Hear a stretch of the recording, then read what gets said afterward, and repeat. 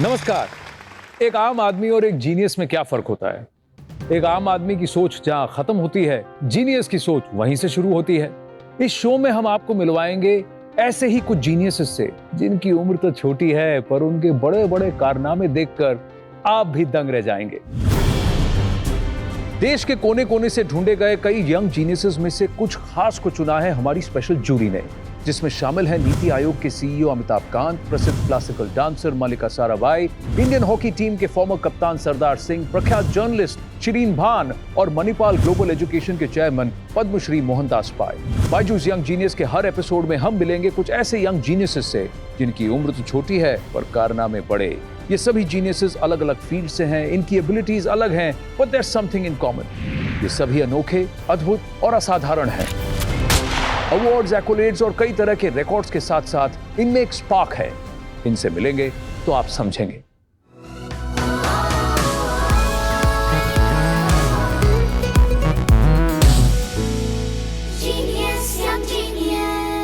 Welcome to Byju's young genius. मैं हूं आनंद नरसिम्हन। इस रोमांचक सफर में आपका होस्ट, दोस्त और सूत्रधार। और आज मैं आपको मिलवाने वाला हूं एक ऐसे ही यंग जीनियस से जिसे देखते ही आप कहेंगे, वाह छोटे उस्ताद वाह। आइए मिलते हैं इस यंगेस्ट तबला माइस्ट्रो से, 14 साल के तृप्तराज पंड्या।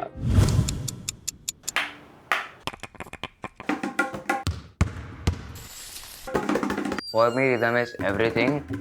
मेरा मानना है कि रिदम दुनिया के हर कोने में है। मेरा नाम तृप्तराज पंड्या है। मैं 14 इयर्स का हूँ। मुझे तबला बजाना बहुत अच्छा लगता है और वही मेरा प्रोफेशन और पैशन है। जब मैं छोटा था तभी मैं कभी कभी उस्ताद जाकिर हुसैन सर की कॉन्सर्ट्स में जाता था उनका तबला सुनने। मेरे पापा भी गाते तो वो भी कभी कभी ऐसे क्लासिकल बंदिश या गज़ल्स गाते थे, तो वही सब सुनते सुनते ऐसा इन्फ्लुएंस हुआ हूँ मैं। जब मैं 3 साल का हुआ तब मैंने ऑल इंडिया रेडियो में अपना परफॉर्मेंस दिया, और जब मैं 4 साल का हुआ तब मैंने दूरदर्शन में भी अपना परफॉर्मेंस दिया। मैं Guinness book of world record holder as world's youngest tabla player भी हूँ। मुझे नेशनल चाइल्ड अवार्ड भी मिला है। मैं अभी पंडित नयन घोष सर से 2 साल से तालीम ले रहा हूँ।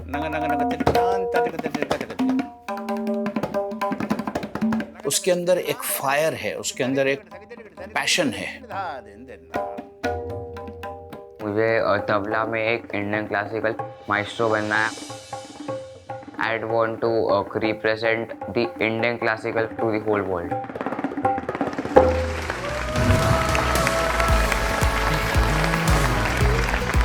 आइए बैठिए।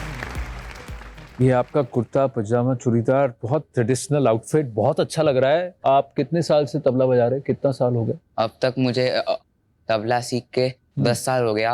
जब मैं 3 साल का था तभी मैंने मेरे गुरु से तालीम ली थी। उनका नाम था ज्ञानेश्वर पोपलगट। और अभी 2 साल से मैं पंडित नयन घोष सर से अपनी तालीम ले रहा हूँ। आप सीख रहे हैं? हाँ, फर्रुखाबाद घराना। तबला को सीखने के लिए एक से ज्यादा जिंदगी भी कम होती है, पर अगर आपको इसमें और अच्छा बनना है और बेटर बनना है तो फिर आपको पेशेंस और प्रैक्टिस बहुत चाहिए होती है। आपका जो एसोसिएशन है तबला से, ये कैसे शुरू हुआ? तो जब मैं 1.5 इयर्स का था तभी मेरी दादी ऐसे किचन में गाने गाती थी, क्योंकि उनको भी शौक था थोड़ा। तो मैं ऐसे क्रॉल करके किचन में जो डब्बे होते यूटेंसिल्स के, उनमें से बैंग करता था। फिर मेरी दादी ने नोटिस किया कि मैं जो भी प्ले कर रहा हूँ वो एकदम रिदम के सेंस में प्ले कर रहा हूँ। तो फिर उन्होंने मेरे पापा को ये सब बताया।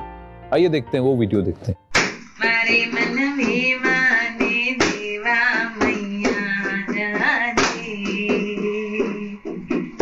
क्या बात है, क्या बात है, मजेदार। तबला यानी ताल, तो सुर और ताल का जो ये मेल है, समागम है, इसमें ताल की क्या भूमिका है? ताल बहुत इम्पोर्टेंट है, सिर्फ मेरी लाइफ में नहीं, सबकी लाइफ में। क्योंकि आप जो भी करते हो एक बीट में करते हो और एक रिदम में करते हो। आपकी हार्ट बीट, आपकी वॉकिंग की स्टाइल, अगर थोड़ा भी ऐसा आसपास हो गया तो मुश्किलें और बढ़ सकती है उसके लिए। वो कहते हैं ना बैलेंस, वो जो रिदम, वो रिदम इधर उधर हो गया, कहीं ऑफ हो गए तो सब कुछ गोल हो जाता है। तो आज हमारे साथ एक बहुत स्पेशल गेस्ट आ रहे हैं जो कि खुद बहुत ही डेडिकेटेड हैं अपनी डिसिप्लिन के साथ, और उसके साथ ही उन्होंने कुछ ऐसे काम किए हैं कि आज करोड़ों लोग उन्हें दुआएं देते हैं और कहते हैं कि वो आगे जाकर भी यही काम करते रहें। कोविड-19 के टाइम जब लोग फंसे हुए थे तो उन्होंने एक नंबर डायल किया और उस व्यक्ति ने सबकी मदद की। Please welcome on stage superstar, producer, humanitarian, the one and only Sonu सूद।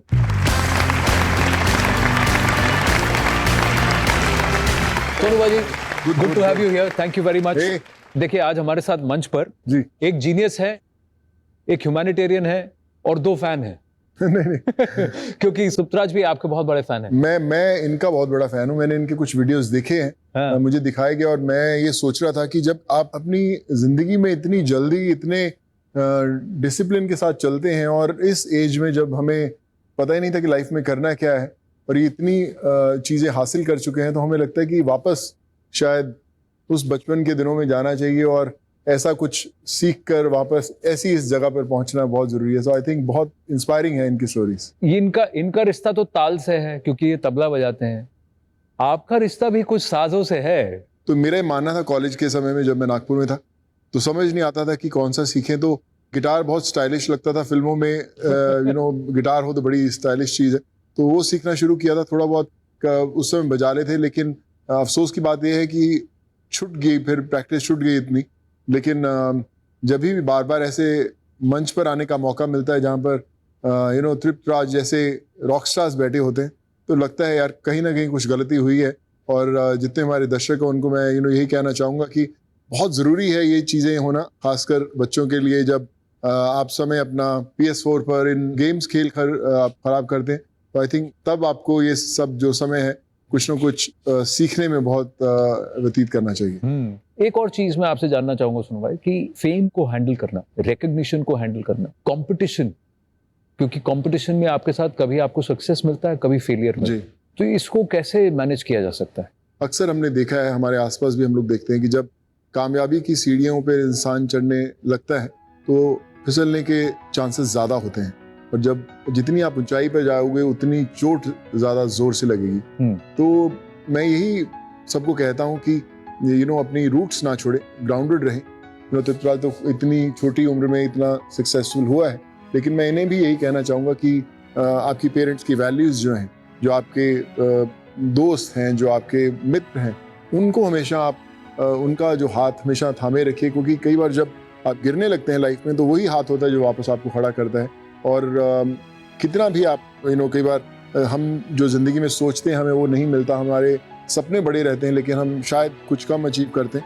लेकिन सपने देखना मत छोड़िएगा, क्योंकि जिस दिन वो सपना पूरा होगा वो दिन तय है, बस हमें उस दिन का इंतज़ार करना है। वाह वाह। इनके पास लिम्बो स्केटिंग का रिकॉर्ड है, जहां इन्होंने 145 मीटर्स तक स्प्लिट करके स्केटिंग किया। हमारी फिल्म्स में हम लोग स्टंट्स जो करते हैं, बहुत सारे स्टंटमैन होते हैं, बॉडी डबल्स होते हैं, लेकिन जब मैं आपको देखता हूँ ऐसे करते हो तो मुझे लगता है कि आप एक्चुअल हीरो हो, जिनके लिए ना तो कोई डबल है ना कोई सेफ्टी मेजर है, लेकिन फिर भी आप इतना कमाल का कर रहे हो।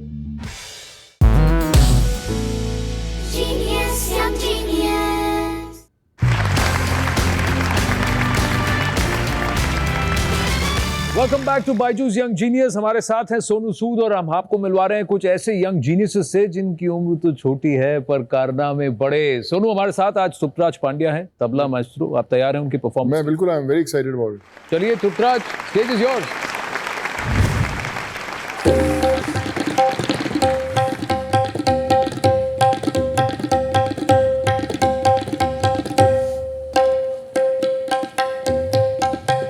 हिरन की उछाल,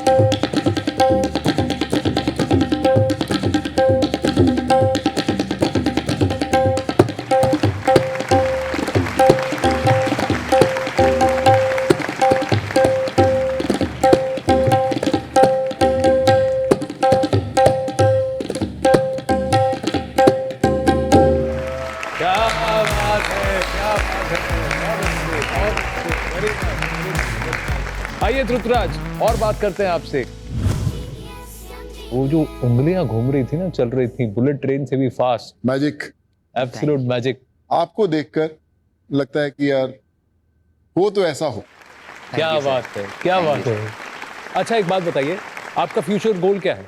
और मेरा फ्यूचर गोल यही है कि मैं क्लासिकल शोज करूँ, परफॉर्मेंसेस करूँ, और मैं क्लासिकल म्यूजिक को और पॉपुलराइज करूँ। क्लासिकल म्यूजिक को और पॉपुलराइज करना चाहते हैं। ध्रुतराज, हमारी आपसे यही उम्मीद है कि आप और भी नए नए आयाम छुएं। आपके गुरु जैसे जिन्होंने क्लासिकल म्यूजिक को नया आयाम दिए, वैसे आप भी दें। ये हमारी तरफ से है आपके लिए on the Byju's young genius platform. ये एक छोटी सी ट्रॉफी है। Thank you. This is the Byju's kit, और आपको भी मिलता है 1 ईयर सब्सक्रिप्शन टू बायजूस। ध्रुतराज, आप बायजूस यंग जीनियस के मंच पर आए, हमें आपसे मिलने का मौका मिला। Thank you very very much for joining us. Congratulations and all the best.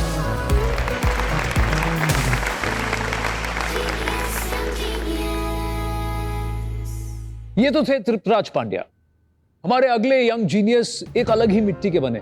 बस 12 साल की उम्र में इन्होंने 2 बार गिनेस वर्ल्ड रिकॉर्ड में अपना नाम शुमार किया है, वो भी फॉर लिम्बो स्केटिंग। भारत के लिए Asian roller skating open championship में सिल्वर मेडल जीतकर देश का मान भी बढ़ाया है इन्होंने। आइए मिलते हैं मणिपुर के इस 12 साल के सुपर स्केटर तिलक कैसम से। I am Tilak Kaisham from Manipur, based in New Delhi. Since the age of 4, people have seen me on wheels. I do roller skating, freestyle slalom skating, ice skating, and limbo skating. At age 6, I started limbo skating, and at age 7, I broke the Guinness Book of World Record. At that time, I was so small that I did not know what this record means to me.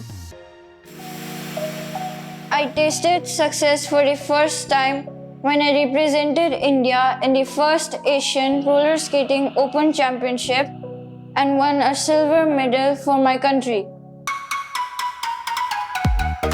अभी recently global child of prodigy award भी 2020 का तिलक को medal मिला है।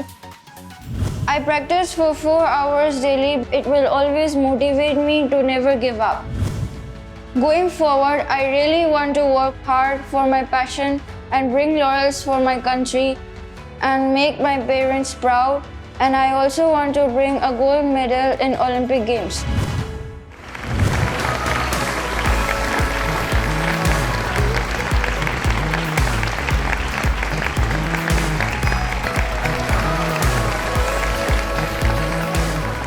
Wow, it's just fantastic the amount of balance you have. मैं ये देख के ही मैं चकरा गया हूँ। जिस तरह से आपने एंट्री की है, अमेजिंग। मैं वही देख रहा था, मैं बोल रहा था कि जितने आजकल के नए बच्चे हैं ये हमें एम्बैरेस करवाते हैं कि यार देखो हम कितने कमाल के हैं, कितना हुनर है हमारे अंदर। और हमारी फिल्म्स में हम लोग स्टंट्स जो करते हैं, बहुत सारे स्टंटमैन होते हैं, बॉडी डबल्स होते हैं, सेफ्टी नेट्स होते हैं बहुत सारे। लेकिन जब मैं आपको देखता हूँ ऐसे करते हुए तो मुझे लगता है कि आप एक्चुअल रियल हीरो हो, जिनके लिए ना तो कोई डबल है ना कोई सेफ्टी मेजर है, लेकिन फिर भी आप इतना कमाल का कर रहे हो। तो आई मीन कैसे होता है, कैसे कर पाते हो आप ये सब? I have to work hard and I have to practice, then I am able to skate. Oh wow. You love skating so much. It makes me feel very happy. हाँ. I feel like I am a car. You feel like you're a car. Yeah, driving. Driving, there's no pollution, there's no diesel, no petrol. Everything is like you are on the wheel, a man who's flying, a superman. So when did you start skating? I started skating at the age of 4. So did you ever think that you'll become a record holder? How did you become a record holder? I did not know what limbo skating was. When during the break, I splitted my legs apart, so my coach insisted me to start limbo skating. अच्छा, तो break में इन्होंने भाई split कर लिया, तो coach ने बोला अभी अब यू स्टार्ट डूइंग इट, और आपने रिकॉर्ड तोड़ दिया। इनके पास लिम्बो स्केटिंग का रिकॉर्ड है जहां इन्होंने कितना 145 meters. 145 मीटर्स तक स्प्लिट करके इन्होंने फ्लैट लेट के स्केटिंग किया। कितने साल की उम्र में?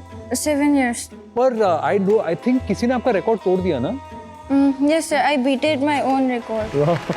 I broke my own पर record. क्यों आप मतलब अपने ही जो रिकॉर्ड है उसको, why do you want to break your own record? He's already broken it. आपको वो वीडियो दिखाते हैं, आइए let's have a look at that record of your.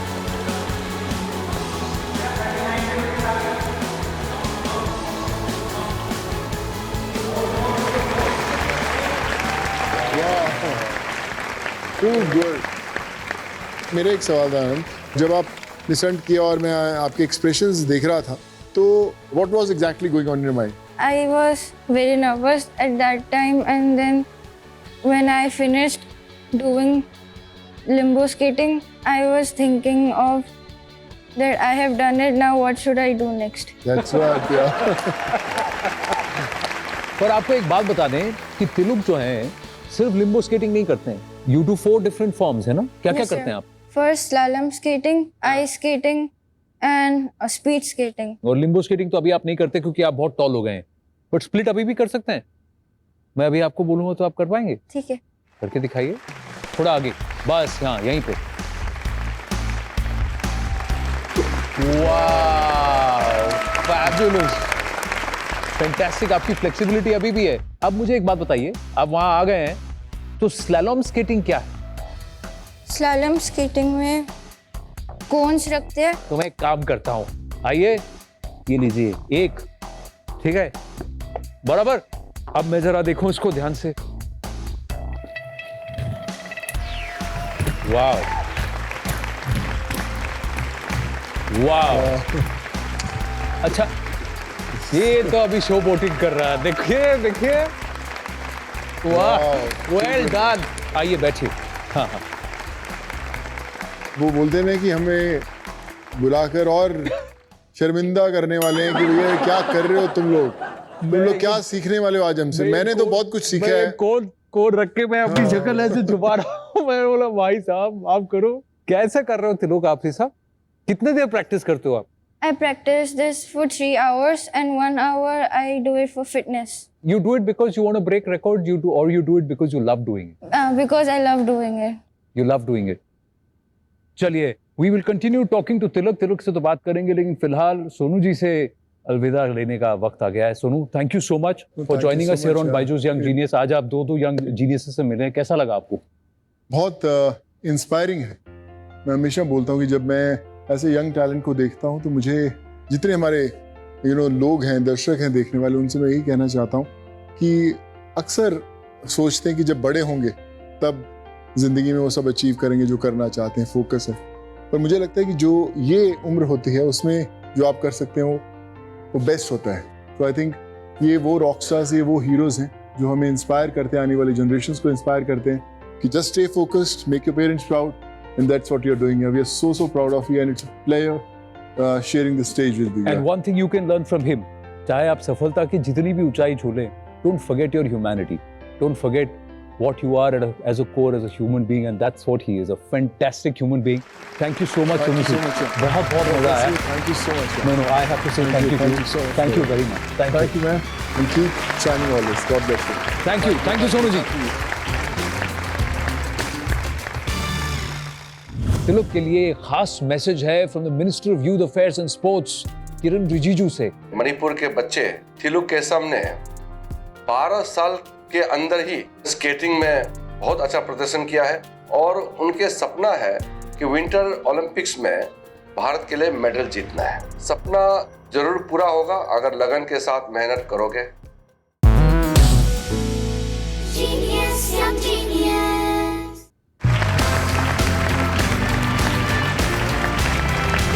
Welcome back to Byju's young genius, जहां इस मंच के जरिए हम मिल रहे हैं कुछ ऐसे यंग जीनियस से जो कम उम्र में भर चुके हैं ऐसी उड़ान जो बन चुकी है उनकी और इस देश की पहचान। जी हाँ, ऐसे ही एक यंग जीनियस से आज हम अभी बातचीत कर रहे हैं, मुलाकात कर रहे हैं champion skater Tilak Kaisam. Let me ask you something, what's your dream? My आपका ड्रीम dream क्या है? is I want to be a good human and I want to bring laurels for my country by winning a gold medal in Olympic Games. Which Olympics?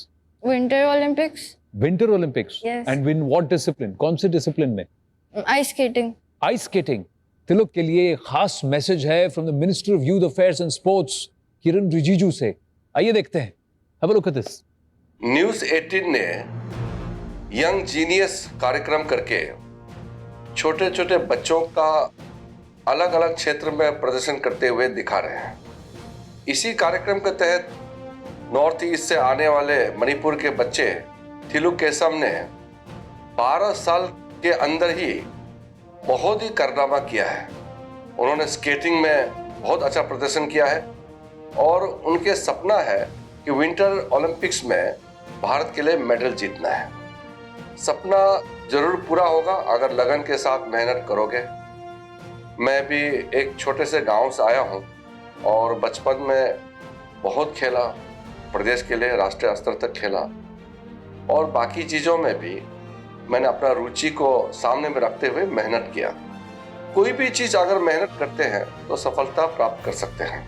मैं चाहता हूं कि जो young genius है, कम उम्र में उसका हुनर को पहचान करके उसको आगे ले जाना हमारे लिए बहुत ज़रूरी है। इसलिए मैं न्यूज़ 18 को बधाई देता हूं कि आपने यंग जीनियस के नाम से जो टैलेंटेड बच्चे हैं उसको आइडेंटिफाई करके आगे ले जा रहे हैं। हम आपके साथ हैं। बहुत बहुत धन्यवाद।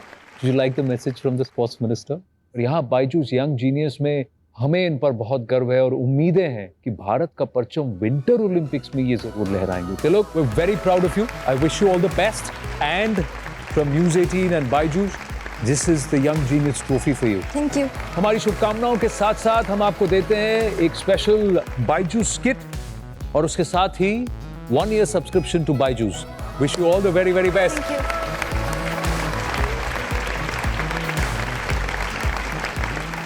और इसी के साथ समाप्त होता है बायजूस यंग जीनियस का एक और मेमोरेबल एपिसोड। मिलते हैं बायजूस यंग जीनियस के अगले एपिसोड में कुछ और यंग जीनियसेस से, जो इस मंच के जरिए आपके साथ शेयर करेंगे अपनी जीनियस बनने का secret formula. Bye for now.